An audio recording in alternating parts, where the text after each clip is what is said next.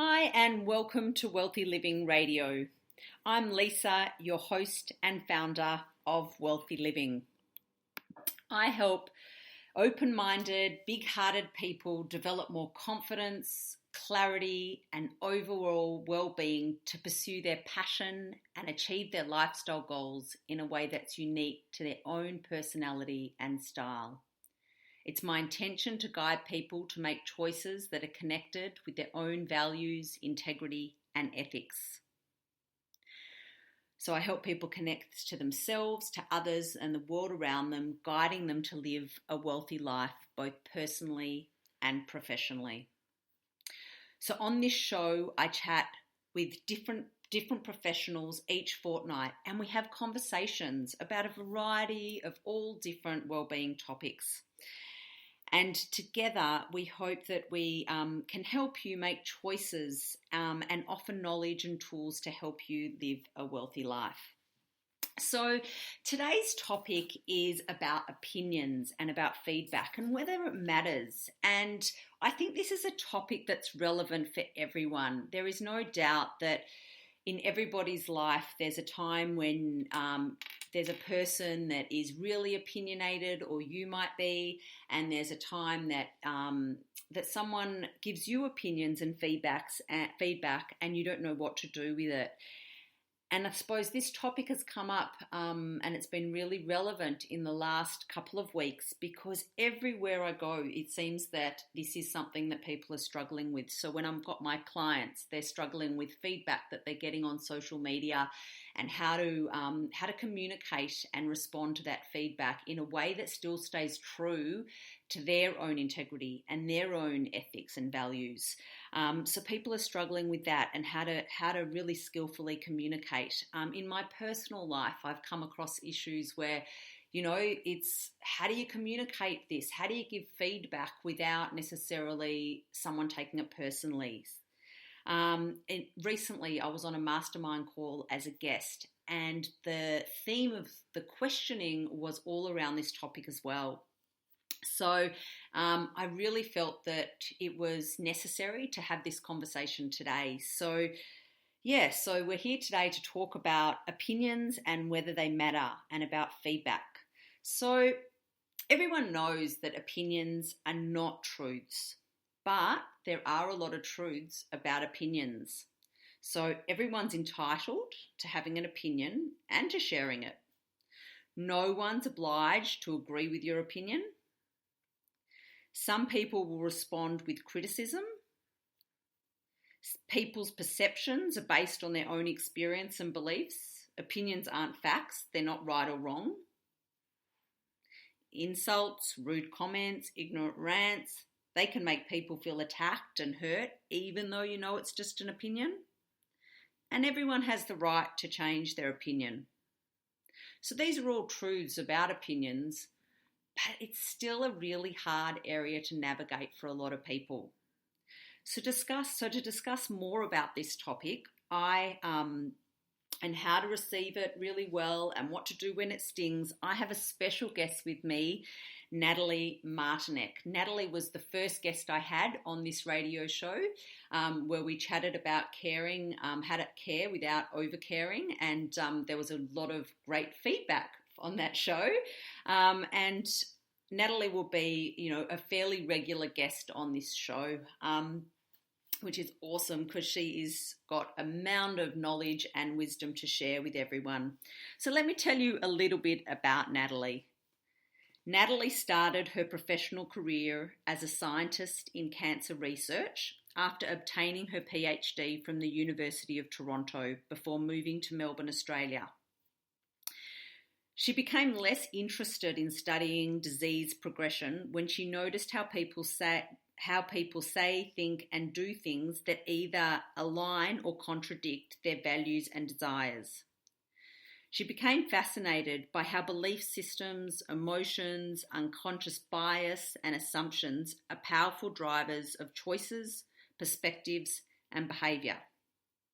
She trained in a variety of cognitive, meditative, relationship, healing, coaching, and spiritual development approaches that make people aware of what's happening inside them that's influencing their behavioural responses to life and the way people make choices and actions that improve their lives.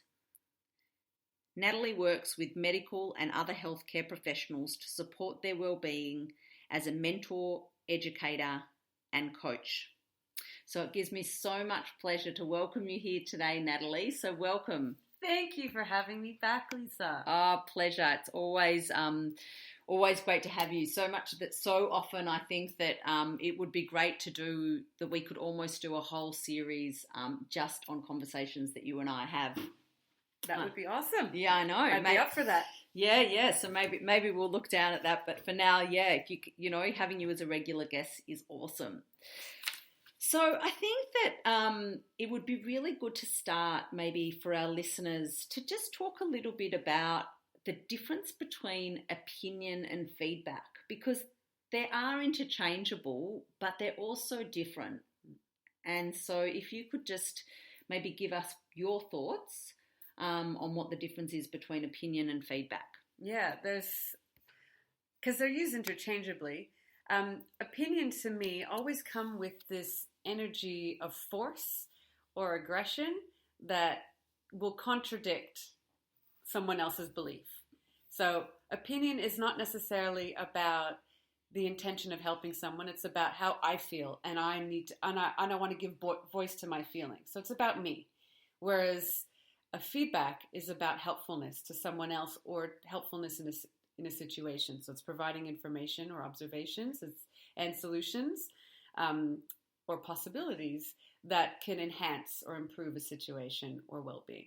So that's how I distinguish between opinion and feedback. Opinion is about me and what I think, and I might think I'm being helpful, but it's not necessarily invited.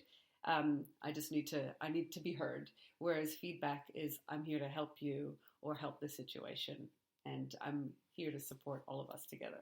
Yep. That's great. That's a great way to distinguish opinion and feedback. So I suppose, you know, just to add to that, so feedback is something that doesn't necessarily have or come with a judgment.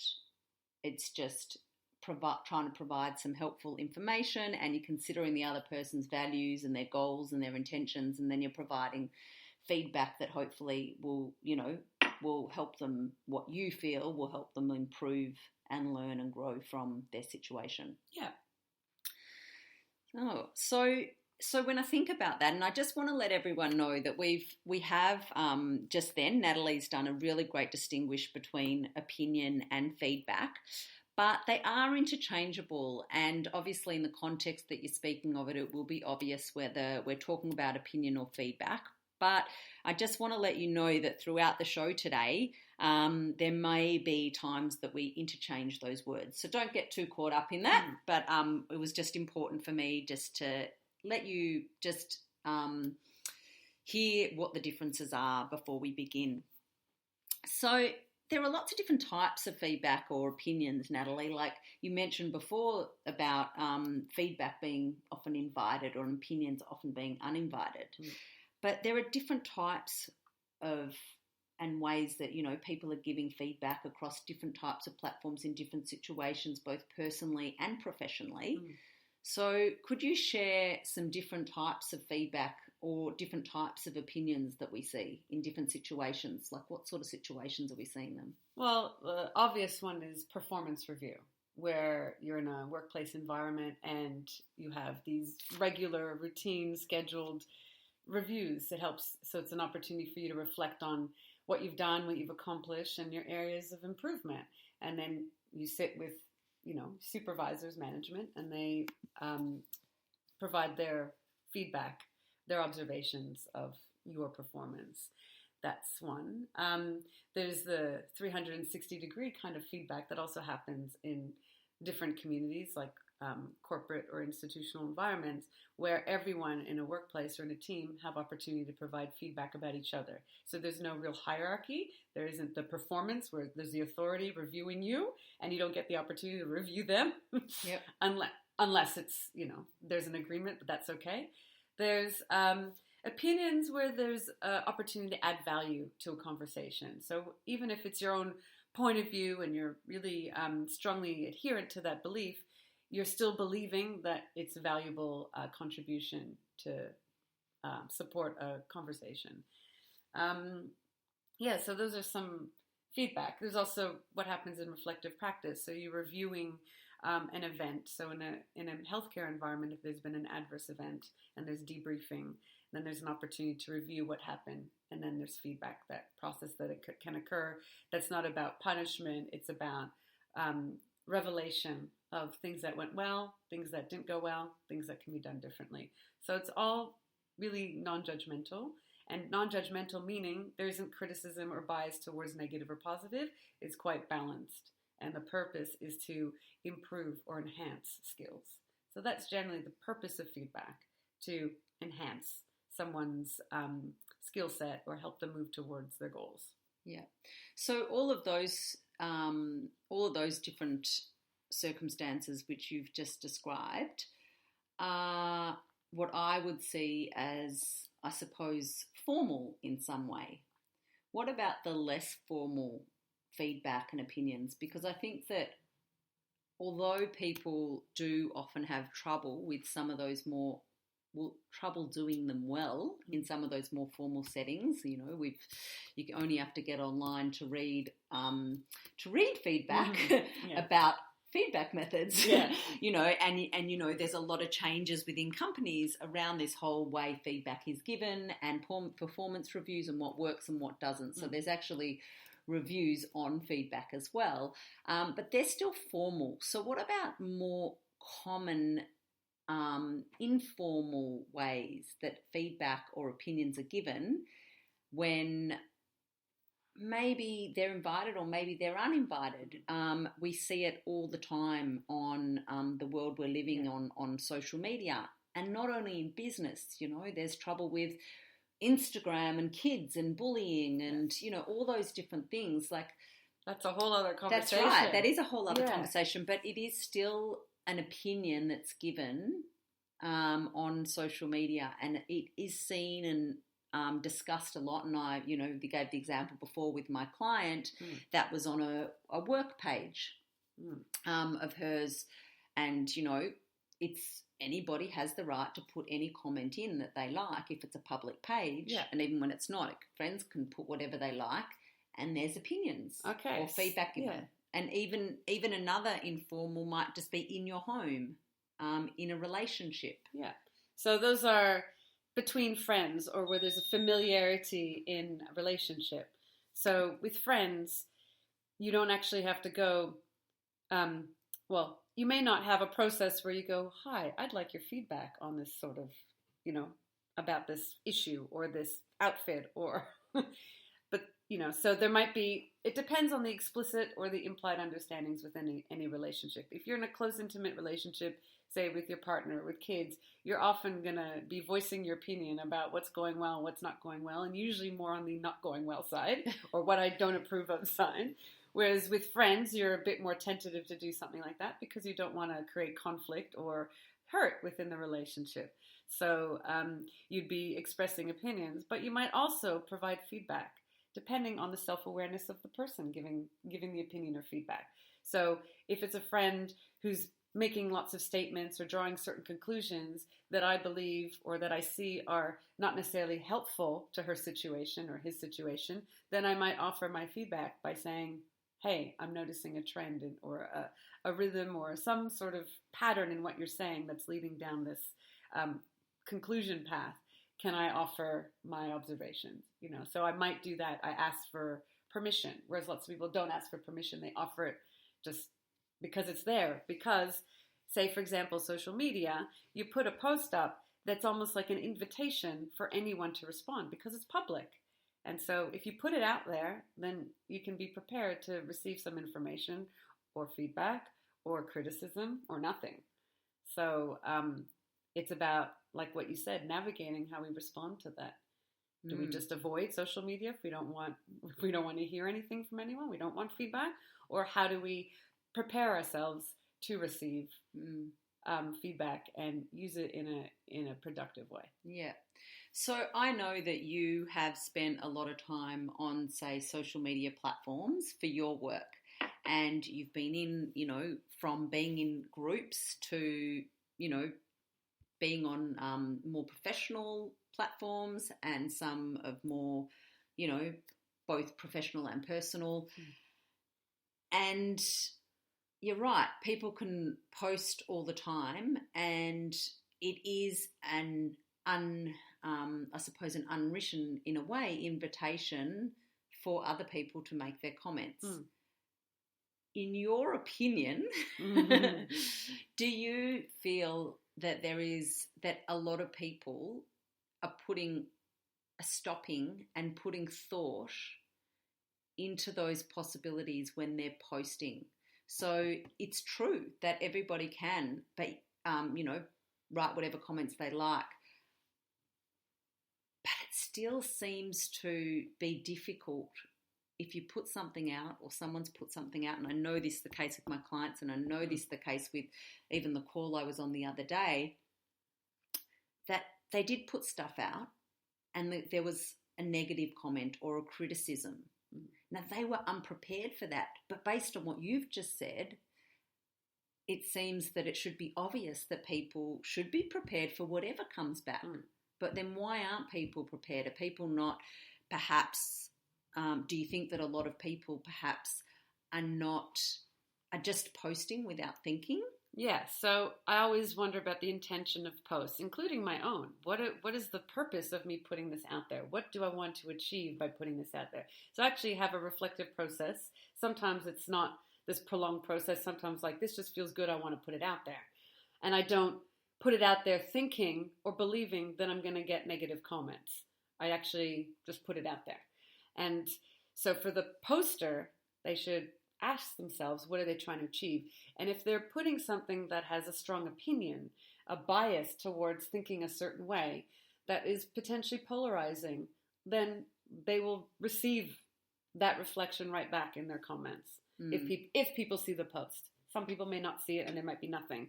And you might wonder, wow, I wish people commented on it because this was an important issue for me and I would have liked to get some feedback. So sometimes there's that intention that you want feedback. Sometimes you don't know your intention is that you want feedback. So it's having a clarity before you actually put something up there and not waiting for the negative feedback to come back, just putting it out there because you're trying to add value to a conversation or start a conversation. Now for the people commenting, doing the drive-by commenting, they're scanning their wall or their feed and they see this post and it's in direct contradiction to their belief or complete alignment with their belief, then when there's a strong feeling, a lot of people would feel compelled to write something or to respond in showing their solidarity or showing their dissent. So again, it's why would you comment? What are you trying to achieve? Are you trying to ruffle feathers? Are you trying to say you're wrong, I'm right? I need to reinforce my point of view by putting my point of view out there. That's an opinion. Or are you trying to add value? You're trying to see balance. You're trying to look at all the comments that have been written and try to glean the wisdom from all of it. What everyone really wants? What is the shared desire and value within that community? So again, it's what do you want? Do you want to add value? Do you want to further a conversation, or do you want to just put your stuff out there and keep moving? Yeah, that's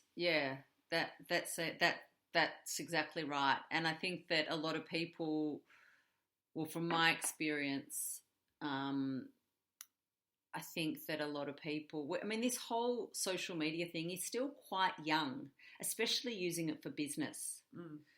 So it's not something you're taught at university, or maybe now they are, I don't know, but taught at university that if you're going to use it for business or you're going to be posting personally or all those things, this is a process to go through before you put a post up. Yeah. So there's the posting guidelines, the branding guidelines. Right. Lots of organizations have that.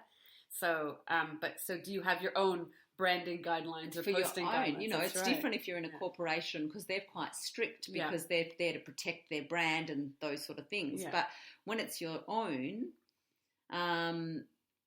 sometimes you might be posting because you're trying to publicly show your brand to be a certain way. And it might not even be your true opinion. It just might be a marketing branding exercise. And then other times it might be, more of a knowledge share or opinion-based post or a personal post. But yeah, I don't think that maybe there is, that point, and hopefully that people that listen to this conversation may start thinking about a process for themselves when they are posting anything, and even if it is personal, like what are you trying to achieve? Because I know personally in the past I might have just put something up, and now I'll think twice, why am I posting this? Am I doing it for validation? Am I doing it for likes? Am I doing it because there's an expectation I'm not meeting in myself, so I'm looking for other people to meet that for me? Am I looking for acknowledgement in something because I'm not acknowledging myself and I need it from somebody else? I need to be seen, or I need to be heard. Like, am I doing it for those reasons? And I'm not saying those reasons are necessarily wrong, but it's about, am I being true to myself that that's why I'm doing it? Because if I am, then I've got to expect that my needs may or may not be met. Totally. And so if that's the case, I can't get if I'm aware of that's why I'm posting, then I can't really get upset if my needs aren't met, because I'm aware that I'm doing it for that reason. I mean, I can get upset. You will get upset. I will get upset. But, because there are unmet needs. That's right. But at the same time, if I'm aware that that's why I'm doing it before, the recovery might be quicker. So you have to ask, why are you sticking your opinion up there? What do you want to achieve from it? Is this aligned with your goals, your values, your vision for yourself? Or is it just something that you randomly do? So if you put out randomness, expect randomness in return. If you put out intention, you might get polarity in the responses, but at least it gives you an indication of how adhering you are to your belief, how biased you are, how open or closed you are. So there's lots of learning that you can get from the comments that you receive back, if you want to learn from it. Yeah, because I mean, a lot of the time as well, on the flip side, there's, opposite to what I just shared just a second ago, there's, people that are just posting more passively, and, they just want to impart knowledge, or they actually want to start a conversation or a little bit of a debate so that and explore an issue and inspire thought. And it's a great medium to do that. Yeah. So it's a value-based posting. It's wanting to bring something important to light or provide education, something valuable to other people, rather than, this is my thought and opinion, I'm just going to put it out there. Yeah. There's a difference, again, in the energy, that feeling that accommodates or is associated with the post. When you're reading comments on Twitter and Facebook, wherever, there's a feeling, you get sensations from what you're reading, and it might rile you up or might make you go, yeah, I'm totally with it, or it's like, whoa, that's full on, or neutral. So we get inspired to respond because that passion is riled. And so we don't want to necessarily respond with passion, because we're in the emotion. We're not necessarily being level-headed. We're not necessarily going through a process. How is this adding value? Is this important that I put it out there? What do I want to achieve from this? Because we're in it. We're being pulled through the passion. So there's always an opportunity to pause between reading something, feeling the response in your body, and then, do I respond? I might have to just keep moving. Yep.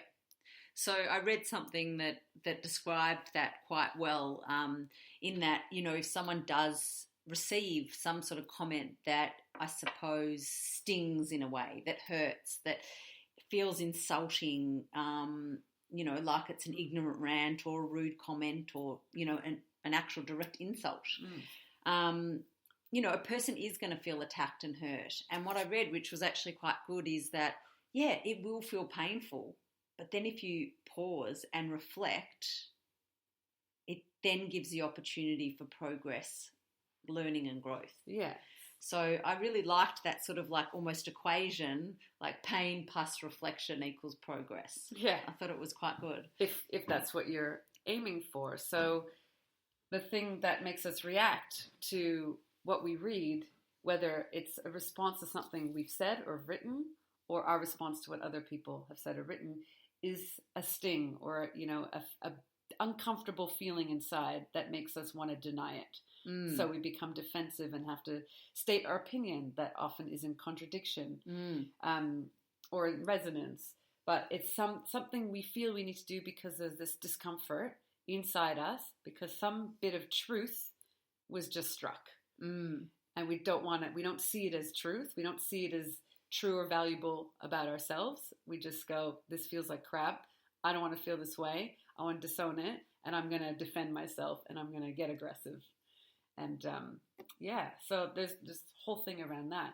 And basically, the difference between our responses to what we read or the feedback we receive is whether or not we take it personally or not. So that's the choice.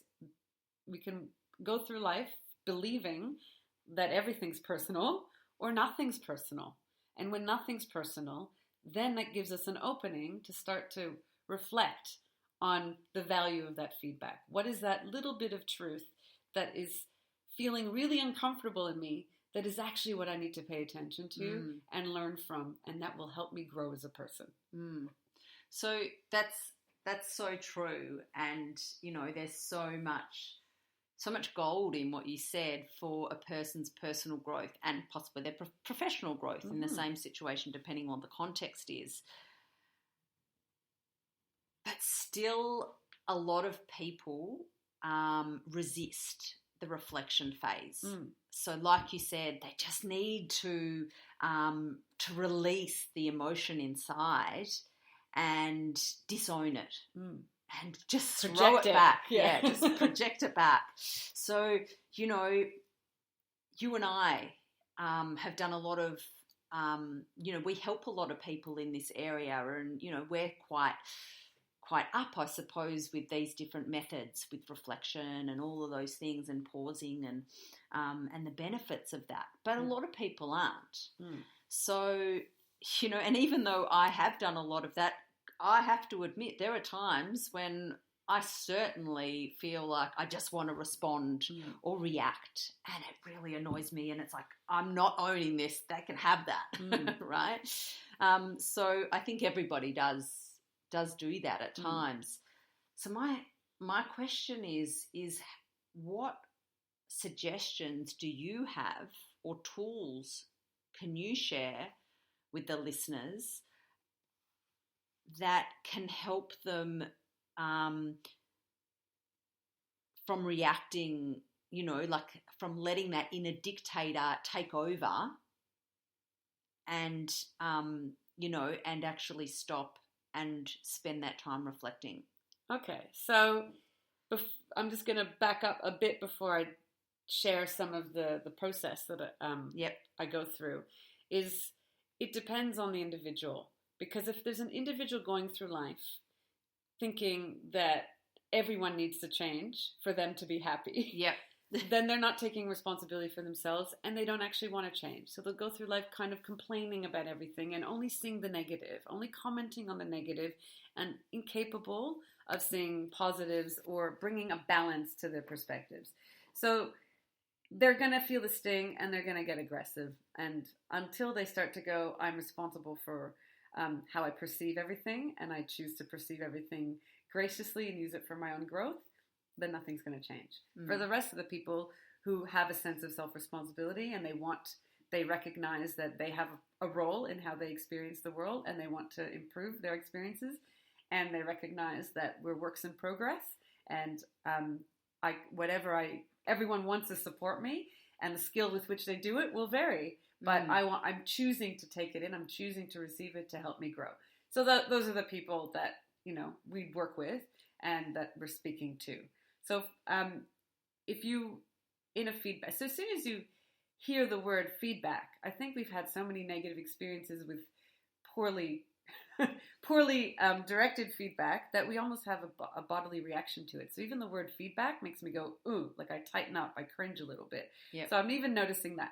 But feedback is meant to be supportive, encouraging, objective, balanced.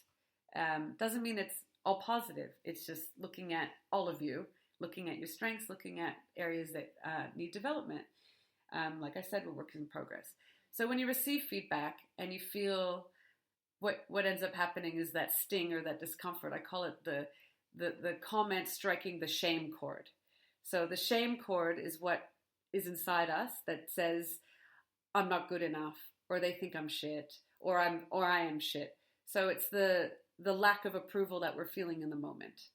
We're not able to approve of ourselves or see all our value in that moment, because the words that are being sent our way, even if they're so beautifully delivered, is challenging to our view of perfection, or challenging to the ego, which says, well, I'm all right as I am. And, or I think I'm already crap. And so you're just reinforcing the belief that I'm not good enough and I'll never be good enough. So that's the shame chord. So stick with it because it's instructive. We're not meant to start to run away from it or try to suppress it, but that's what we normally do because it feels bad. It feels uncomfortable, but doesn't mean it is bad. So feel the sting, let it sting, and breathe through it.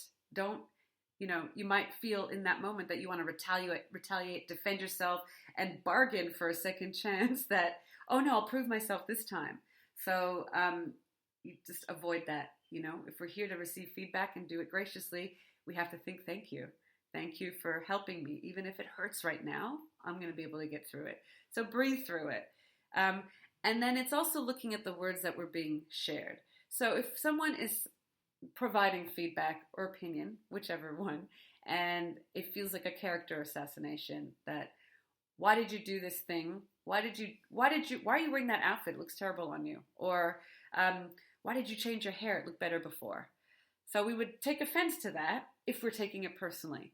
But then we can go, what are the facts being stated in this criticism? So you have to kind of zoom out into a more objective view and start to go, they're just talking about the fact that I changed my hair. And they're overlaying it with their opinion, saying that I thought you looked so beautiful before. I'm not used to change. It takes time for me to adjust to change, and I'm not there yet. So I'm just sharing my disapproval. But doesn't mean I think you're shit. So it's just the fact. The objective fact is there's been a change, you know? Or someone, for example, puts a comment on Facebook and then you private message them going, what did you do there?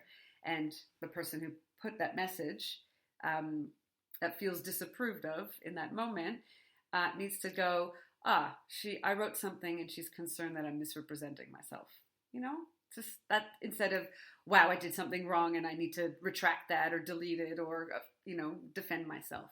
So being factual, being objective, it's quite balanced. There's no emotion attached to it. So that's the message delivered in any single thing people say. You remove the emotion, you remove the criticism or the critique or the judgment, and there's just fact or there's just statement that's neutral. Can I just stop you there? There's so much brilliance in being able to do that. Yeah. So, if being it's practice. That's right. So, the way that you just delivered that was just so articulate and so natural and so obvious. So you could draw out of the examples and you could pull out the factual parts and read it quite differently. Yeah. Which shows you're very skilled at doing that.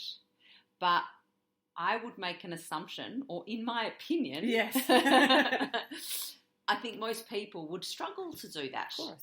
It's not an easy thing to do, especially at a time when you've got emotion being evoked from the situation. Yeah. So that's awesome if you get to the point where you can do that. But how do you get to the point where you can do that? I mean, so number one, is like what I said. You accept feedback graciously. You don't argue it. You don't defend it. You just say, thank you. You're giving me a lot to think about right now. Then you take note, if you have it written, or if you remember it, you take note of what was said. And then you get a chance, when you've had a bit of distance and you get to process the shame or the negative feelings, you just do it in your own way. You start to look, you read through the critique. And again, then you start to do this factual observation. What are they actually saying here? And they're not saying I'm a good person, a bad person, I'm shit or not shit. There's just some fact that's what I'm going to glean from it.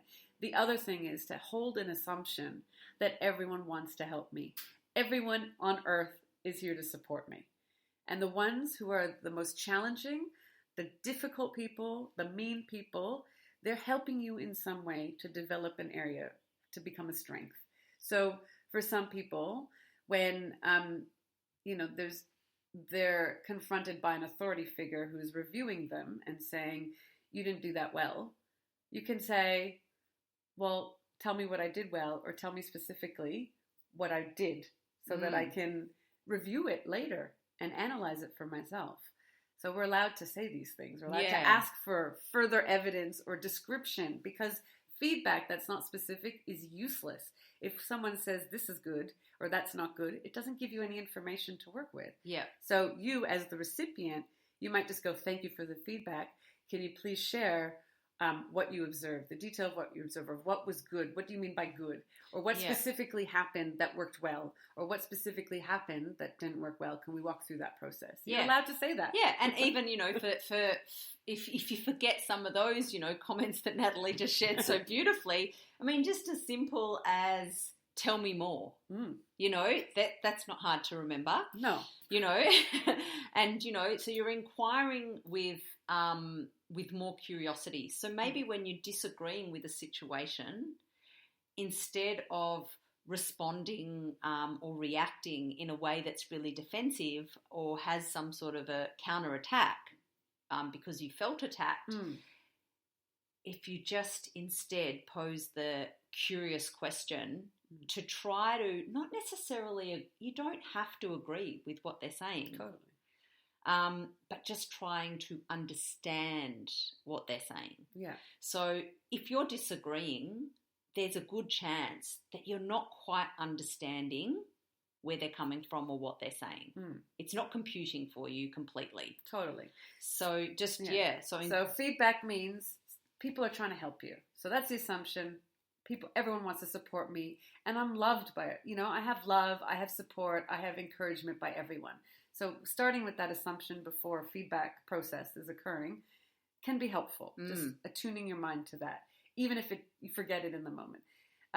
Feedback can sting. Let it sting. Doesn't mean that you're a bad person. And then get curious, like what you said, and start to go, tell me more. I'd love to know more details about it. Or if you can't even do that at the moment, say thank you. I appreciate your time and what you shared with me. I need to take some time to reflect on that. So you're allowed to pause. You don't have to react. You don't have to save yourself. You just... Yeah. I mean, I find really helpful, and it was something that we talked about on the call the other day when someone was asking, found these sort of things really difficult and not reacting, was just to... and I think this is in all communication, whether it's conflict or, opinions or whatever, is waiting till there's no really strong charge. Yeah. So just almost making the choice that every time that there's a charge, and there's a difference between a passion and a charge. Yeah. You can talk away and continue the conversation with passion, but if there's a real charge, this real sort of feeling, then just choose to never just breathe. Comment just breathe when there's a charge. Yeah. Because I'm sure we've all experienced those times, and I know I definitely have, that I've responded when there's a charge. Totally. And it never, or, maybe one time it's just fluked it, but, pretty much it never goes well. Never goes well.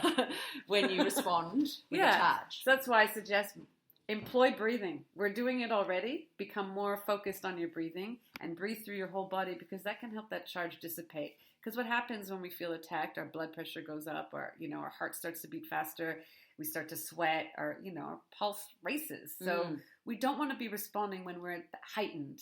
So we want to come back to a place of calm or centeredness, and the breath is going to help do that, so that you can continue to represent yourself well. Yeah. So another tool. So one of the tools I mentioned is look for the facts. Yeah. What is the neutral language being used that's hidden within their statements? Another one is reframe your thoughts. So if, going back to that assumption, everyone is loving and supporting me or encouraging me, wants me to succeed, then you have to recognize that the feedback that they're giving you, even if it seems negative, is there to help you. So and then also challenging your ego, because your ego doesn't like change. It doesn't like to be, doesn't like that uncomfortable feeling. So you can just go, well, what if there is truth to what they're saying? What if that is true? Or what if I can't do this task well yet? What does that mean for me? Just means that I need to do some work to improve that. Yeah. No big deal. Let me set some goals. Let me work with the supervisor or someone to help me create some goals to help me with that if I want to achieve that. So that's where the helpfulness part begins, where the feedback, the information that you receive translates into an action. Yeah. And I think that for that one, you've really got to be down that track of already paused and reflected to get to that point where you can reframe, because when you're in the initial phase, it's very hard to reframe because your ego is in the driver's seat. Yeah. When you're feeling emotion, you're charged up. Right. There's no thinking. That's There's right. You no rational thinking possible. That's so you can't do this process. Yeah, because you're in complete denial. Your ego is in the driver's seat and it's in complete denial that there's any possibility of chance that you could be wrong. Silly egos. We love them. Yeah. So then it comes back down to the process of delivering feedback. So unless an organization or a relationship has a way of delivering feedback, you might not anticipate it's coming. You don't see it coming, and that's when we react badly to it. So that's why in a, say, professional environment or even among friends, I like it to be consensual. That, do I have your permission to share some feedback about something I noticed? Yeah. And that gives the opportunity to the other person to go, no, I'm not ready to receive that right now, or yes, I'd love to hear it. So they get to be prepared. They have a say. Whereas if it's just I'm delivering feedback without notice, unless I have already an arrangement with that friend or with that other person, where we're going to occasionally be honest with each other, then I might be confronted by that. I might see that as an act of disrespect, or that someone's trying to correct me or improve me without saying that that's what I want. So there's this, I feel like permission or consent needs to occur, not all the time, but at least in professional environments. What about in personal environments? Because I think that's when it does get tricky. You know, professional environments are one thing, and there's certainly situations where, you know, your job's on the line, so you're scared to, you know, respond in certain ways or give certain opinions, etc. But in a personal situation, that happens every you know, day or week or whatever, where you're in a situation where you're continuously transferring opinions. Yeah, so look at the reaction that occurs as a result of that. So if the conversation doesn't go well after you do that, and you're not happy with the conversation going badly and you want something to change, then this is an opportunity to change your approach and start to consider that your words matter. And when people are not expecting to be given feedback, that it can affect the relationship. So it might be something to think about, to just change your language. Just like, hey, I'm noticing something. Can I share that with you? Instead of, this is what I think. What if you honestly, you know, most of the time when you really want to share something with someone, say your partner or your child or whoever it is, or your mother, you know, you really want to share something, you won't often ask them, is it okay if I share? Because you don't want the answer.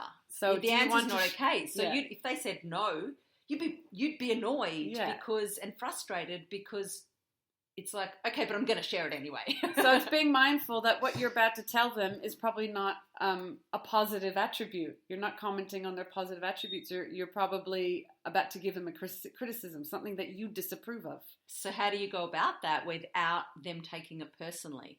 You can not criticize. You can go, I'm noticing blah-de-blah. So again, being very objective and balanced. I notice, like the hanging up the washing example. Yeah. I notice that you're hanging up the washing in this certain fashion. I know that when I do it, when I do it a different way, you know, I get a different outcome. Is it okay if you try it like this? Will it put you out to do that? You know, so that's you're letting them know that there's a different way to go about things. We're allowed to challenge people. We can't just tiptoe around everyone. And you're saying you have an approach that might be better, and you're offering an invitation for them to consider it. They might come back and say, no, I don't want to do it that way. And you have to be okay with that. Yeah. Or you might keep going along that. But what you're doing is planting a seed.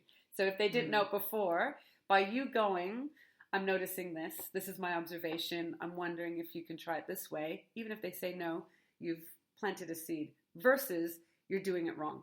I don't like the way you're doing it. That's going to shut people down, and they're going to adhere to their way even more. So just on the opposite side to that, like we've kind of talked through these examples of how to give your opinion effectively or skillfully, or for ideally the best outcome, which won't always work, but, depending on where the other person's at, some people just can't hear things regardless. For sure. Which is not your responsibility. But on the other side of things, there's probably a whole lot of people who, for whatever reasons, due to their past experiences or for their childhood, whatever, variety of reasons, have fear in ever speaking up and giving their opinions, and therefore it's sitting in them, they deny it and they dismiss it and they dismiss it. Or they have growing resentment. And they grow resentment because, and their soul, starts to go through because they're fearing the consequence. So they're trying to avoid. I mean, how many people do you know that avoid conflict? Because conflict is not comfortable. Nope. So, conflict can transform to amazing things and cause so much growth, but it's not comfortable. And most people avoid things that aren't comfortable because as humans, ideally we've got to get comfortable with the uncomfortable, but most people aren't. They like certainty and they like things that feel good. Yeah. So for someone who's struggling to speak up, one, what are the possible consequences for that person? And two, what can they do to try to start speaking up with confidence? Yeah, I mean, it's difficult because they would need, if they've had traumatic experiences in the past where they've spoken up or they've been shut down, obviously they're going to be reluctant to want to speak up, especially with people who they view as authority or have some authority in their life. So it's a big question. One of the things that I recommend when, for example, a person who has fear of speaking up is being disturbed by their neighbor, and their neighbor doesn't know that they're disturbing them, and it's affecting their comfort. So how to raise awareness with the neighbor without it being this situation and turning into full-blown conflict. You could just go, did you know this is happening? You're not saying you're being noisy, you're being inconsiderate, because that's probably the first thing that comes up. They're inconsiderate, they're blah, blah, blah, don't they know what time it is? So they don't know what they're doing, or if they do, they don't know that it's affecting you. You have no information. So did you know that this is going on? And then see where the conversation goes from there. Without expecting there to be this amazing outcome or a shit outcome. It's just, did you know? So that's a small step into trying to open up a conversation. Conflict is complicated because, yes, we avoid it. And the anticipation that speaking up will create conflict is a flawed theory. So and often you have to challenge that theory in the first place, that if I speak up, therefore bad things will happen, because that's been my past experience. But you just recreate that experience inside you every time you believe it. So you want to test your theories and maybe see that there's new evidence that can come from it by doing something different. How about if I say something and I do it assertively? I don't have to, be like, oh, I'm so sorry to disturb you. And I do, that's passive, and it's not, you're being a bad neighbor because, that's being aggressive. It's, did you know this is happening? I'm wondering if we can talk about this. I'm wondering if we can negotiate a way that would work for both of us. Mature adult conversation. There's no emotion in there. Yeah. You got to take out the emotion. Obviously not take out your emotion. You're still friendly and warm and personable, because that will always open up a connection with another person. There's no judgment. There's no expectation. Just, I'm curious. Can we talk about this? Yeah. Yeah. I mean, because like going on what you said, I think it is really common for people, and a really common mistake for people to evidence build based on the past to defend themselves rather than focusing. Bias. Rather than focusing on what's happening now, or more importantly, what they want the outcome or the future to be. Yeah. You know, I think that we often do tend to evidence build based on our past experiences. Yeah, and it comes back, what you just said, it comes back down to, what do I want from life? What do I want to experience in life? And if I want to experience all these great things, then I need to be prepared to change. And the only way I can change is by receiving information about what I could be doing differently and what I'm doing well already. And that's it. That's the fundamental. Yeah. So we have to start to take feedback on board, glean what's useful, glean what's not useful, separate the wheat from the chaff, and use that to create new actions, new behaviors, new habits. So that's if you want to change. That's if you want to experience your life differently and become the best person, or which you already are, but to keep improving yourself. Yeah. I mean, it's so true. Yeah. I think that, obviously there's going to be two schools of people, the ones that are willing to do that and the ones that aren't. Some that, are happy to live through life. And they're not going to like this conversation. And they're not going to be our listeners anyway. They're not going to have, spent the time tuning in because, that's not what they're interested in doing.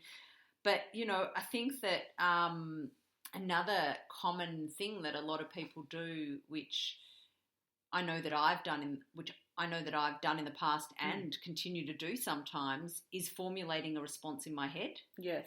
That is just a story, because it's a story based on past evidence, again, evidence building, or my idea of my knowledge of that person. But in the end, there's no fact in it, but we formulate like almost what they're going to say and our counter response. Yeah. So this is the function of ego and assuming everything's personal. Yeah. So the ego's way of maintaining its sense of safety and security is maintaining the reality that already exists. So by formulating the anticipated outcome, you're keeping yourself from disappointment, because you're like, well, I expected that to happen. Yeah. So I'm right, and I'm still right and justified. Yeah. That's what the ego wants. Whereas nothing's personal, and I actually want a better outcome for all of us that suits all of us, which is more of this conflict transformation process. You're just going to go, I'm going to share my thoughts. I'm checking to make sure that I'm not accusing. I'm not dumping my opinions and my expectations on them. I'm just speaking objectively and offering a solution, and then I'll see what happens. Yeah. So when you do something different can happen. Yeah, and a good thing as well in that situation is also the idea of, I think if we're sitting there and we're formulating a response in our head already, we're not really listening properly. Yeah. So how are we ever going to really understand their point of view? Not necessarily agree with their point of view, but understand it if we're not actually present and really listening. Because, I mean, yes, you can multitask, but you're not really listening properly if you're already formulating a response in your own head. Yeah, so this happens a lot in medical profession. Patients come in, they show a bunch of symptoms that they've all seen before, and they already have formulated a treatment plan before they even had the patient had the opportunity to really share what was going on for them, and the behind the scenes, what's going on in their life around the time that their symptoms started to come up. And maybe there's a connection there. What else is happening? What are the barriers? What are the supports?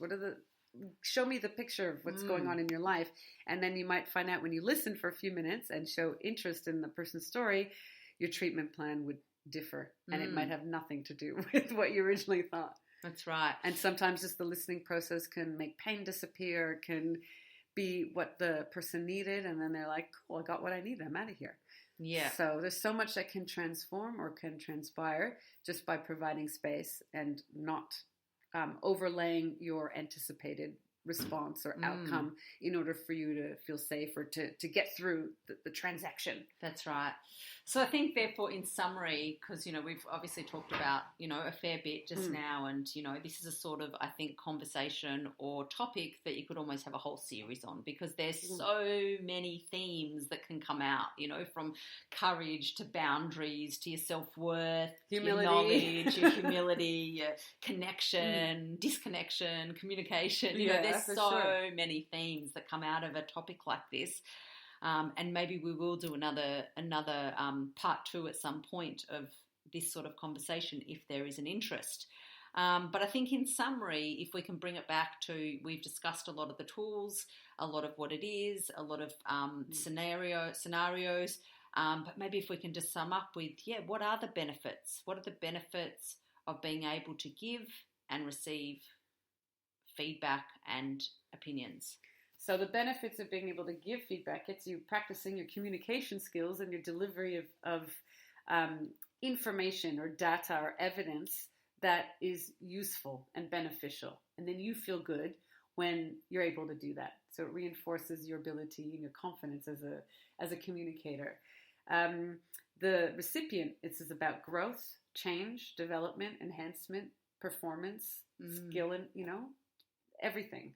So it's good for us to ask for it and to learn to receive it graciously, and using it to improve some area or aspect of our life or behavior. Exactly. So that there's so much goodness in it, even though it's such an area that's so hard. So, just to add to that, and, along with what you said, we're just saying, it really helps, I think, for someone to develop their humility, to be able to go, I'm not always right. And to actually go, so maybe someone's got something that they can teach me. Yeah. So, I think it does that. And as well, in a world where, especially, adults as well, but through childhood, you see it as well, this, need for perfectionism. And I think that, feedback challenges and not making mistakes. That's right. So I think that's... What? I'm flawed? Exactly. So I think that's a really good benefit as well. And I think overall, and this is something that, I'm passionate about with all my work, is about self-knowledge and self-awareness. And I think that feedback really helps to develop that. And, I have, and there's no doubt about that, I suggest with a lot of my clients to get to know themselves better and to increase their self-knowledge and understand, be aware of what they do and their values and, their strengths and vulnerabilities and all of those things. And I think a person can really do that on their own to an extent. So, you can go back and you can look at your experiences. You can look at things you've done well. You can look at what you like and you dislike and things you value and all of those things. And you can do that on your own with your own self-reflection.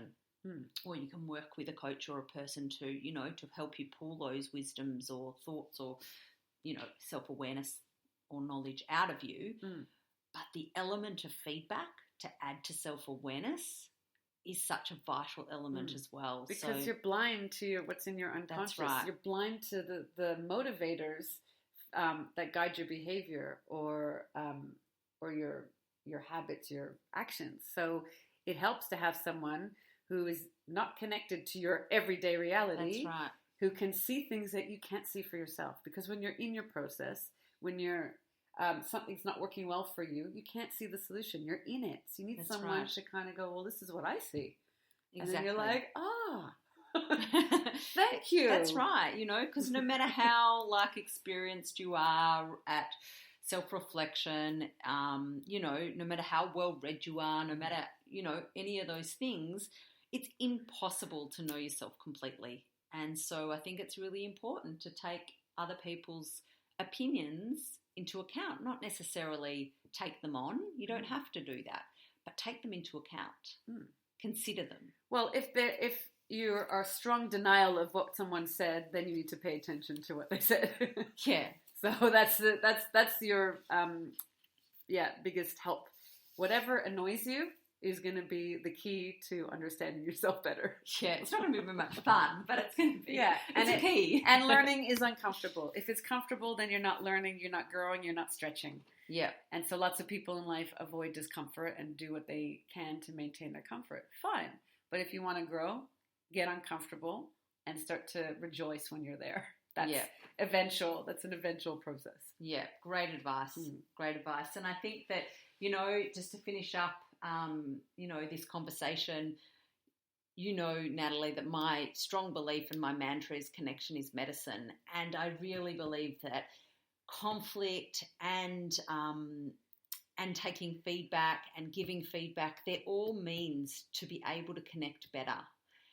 And yes, we often see disconnection from these circumstances and these situations. But if hopefully from what we've shared today, it can help people connect better and even connect with themselves more by having a greater understanding, being able to connect better with others by, like you said, having a greater understanding of where they're coming from and make an assumption that they're there to help. And even if it doesn't feel like it. Yeah. And then just having that ripple effect of just allows for a greater connection amongst, your whole world around you. Yeah, and one last thought on the connection, conflict or disagreement, we can use it as a way to separate from that other person, or we can use it as a way to go deeper into unity and connection with that other person or that group. So that's a choice. We have to be able to confront it and have that desire to grow from that experience and to learn about yourself more through that disagreement with that other person. Yeah, absolutely. So you gotta face the conflict head on. That's right. See, like I said before, that equation that I really liked. As long as it's not abuse. I'm not talking about abusive environments. I'm talking or abusive, really unequal power dynamics. This is just the everyday working life and everyday relationships that we have. That's good. Good that you actually mentioned that, because I think that's a whole nother huge topic. Yeah. But it can be confusing between what is someone's opinion and what is actually abuse. And there is, especially with, text messaging and online communication, there is definitely a fine line between someone sharing their opinion about you or criticising you and abusing you. And so when you're experiencing it, you're under no obligation to have to respond to it. So if you get a message that was uninvited, you don't have to respond. You can ignore. You don't have to engage. That's exactly an option too. Yeah. Yes, that's great advice, Nat. So thank you so much for coming in today. And, I always love our conversations. I love having these, going a bit deep with you on all these different topics. We do it all the time. And I look forward to deciding what our next conversation together will be in a number of weeks. I'll hope if you're available, I'd love to bring you back in and really, sort of sort through another topic that can really help people live a wealthy life. So thank you everyone for tuning in. I'm Lisa, your host and founder of Wealthy Living. I'm an integrated life coach, life clarity and wellbeing coach. I do workplace wellness. I am an event facilitator and host. So if you want to find out a little bit more about my services, you can connect with me online, or you can visit my website at www.wealthyliving.com.au, and that is wealthy, WELLTHY, living.com.au. So thank you so much everyone for tuning in, and I hope you have a fantastic day, and until next time in a couple of weeks, I will speak to you then. Bye. Bye.